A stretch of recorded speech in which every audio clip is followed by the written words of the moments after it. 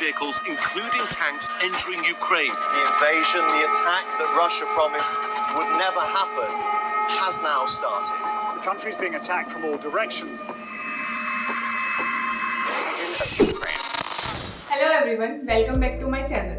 So in my last video, I talked about Russia and Ukraine कि Putin Ukraine को invade कर सकते हैं एंड ही डिड.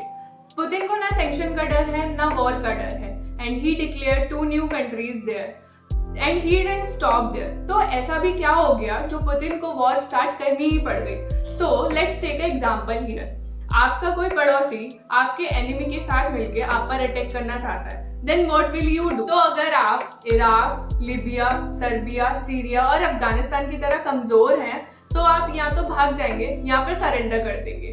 बट अगर आप पुतिन हैं और आप बहुत पावरफुल लोगों में आते हैं तो आप अपने पड़ोसी पर अटैक करके उसका दिमाग ठिकाने पर लगा देंगे. तो ये थी एक हाइपोथेटिकल सिचुएशन, आपको आइडिया देने के लिए इस सिचुएशन पर. अब आते हैं रियल हिस्ट्री पर. जो आज रशिया को अग्रेसिव वॉर मॉन्गर अटैकर बोल रहे हैं, उन्होंने क्या किया था? तो बात है 1962 की.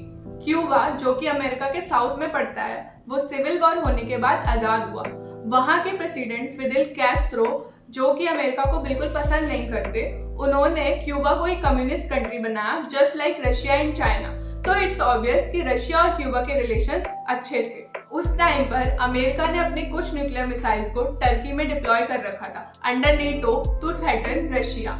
जब क्यूबा और रशिया के अच्छे रिलेशंस हो गए तो रशिया को भी मौका मिल गया और उन्होंने भी अपने कई सारे न्यूक्लियर मिसाइल्स को क्यूबा में डिप्लॉय कर दिया और उनका फेस अमेरिका की तरफ कर दिया. जब अमेरिका को इसके बारे में पता चला तो पहले तो उन्होंने फिडेल कैस्ट्रो से बात करने की कोशिश करी, बट वो नहीं माने क्योंकि अमेरिका ने उनके असैसिनेशन के लिए बहुत बार स्पाइस को क्यूबा में भेजा था. बट फिडेल कैस्ट्रो ने अमेरिका का ये मिशन फेल कर दिया.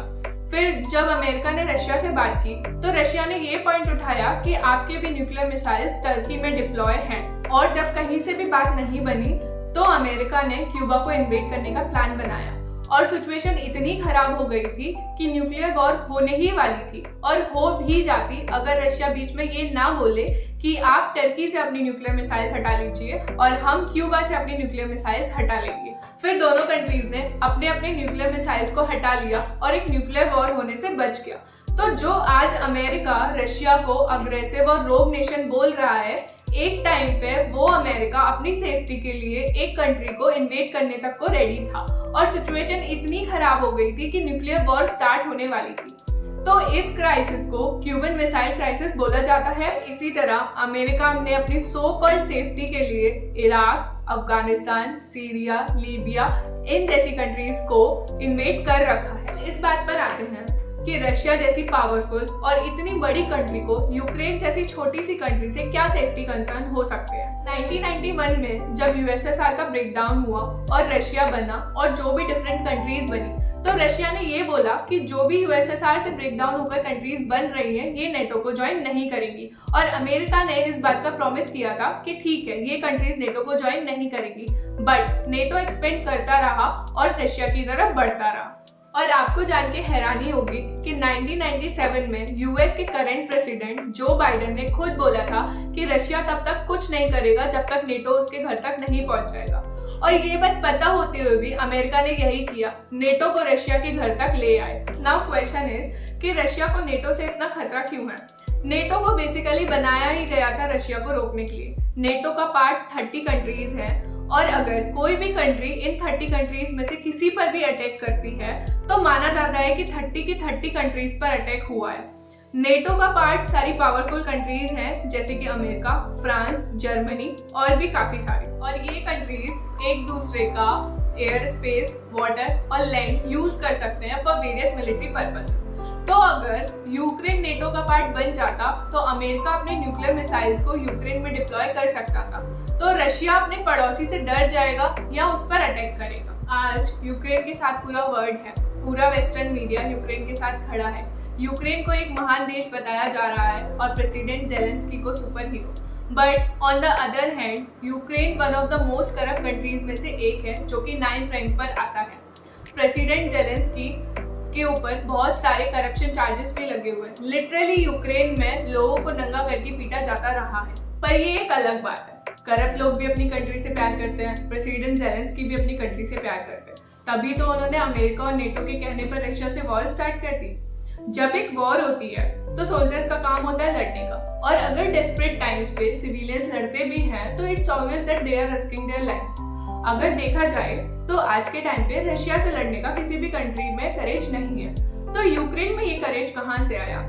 कौन रशिया को इस पॉइंट तक लेकर आया जो उसको यूक्रेन को इन्वेड करना ही पड़ गया? You will be shocked to know that in 2000 Putin also expressed that he can join NATO. But ऐसा क्या हुआ कि नेटो को ज्वाइन करना तो दूर, उन्होंने उसको अपना दुश्मन ही मान लिया। तो ऐसा हुआ प्रोवोकेशन की वजह से, रशिया को उसकी डिजर्विंग रिस्पेक्ट न देना, रशिया के रीजन ऑफ इंटरेस्ट में इंटरफेयर करना, उन कंट्रीज को नेटो में इन्वॉल्व करना जिनमें रशिया का इंटरेस्ट है। तो ये सब देखकर पुतिन को लग गया कि नेटो एक डिफेंसिव पैक्ट नहीं है, ये एक ऑफेंसिव पैक्ट है अगेंस्ट रशिया। पुतिन की लास्ट डिमांड थी कि यूक्रेन नेटो को ज्वाइन ना करे, बट किसी ने भी इस बात पर ध्यान नहीं दिया और यूक्रेन को नेटो में इन्वॉल्व करने की बात कंटिन्यूसली चलती रही। तो ये सब देखकर पुतिन ने यूक्रेन के साउथ पार्ट क्रीमिया को कैप्चर कर लिया, जिसकी वजह से रशिया पे बहुत सारे सैंक्शंस भी लगे और वो उस टाइम पे बहुत इफेक्टिव सैंक्शंस थे। इसीलिए आज लगने वाले सैंक्शंस रशिया पे उतने इफेक्टिव नहीं है, क्योंकि सारे इफेक्टिव सैंक्शंस रशिया पे ऑलरेडी लग चुके हैं। क्योंकि अभी वॉर चल रही है, they are still provoking Russia.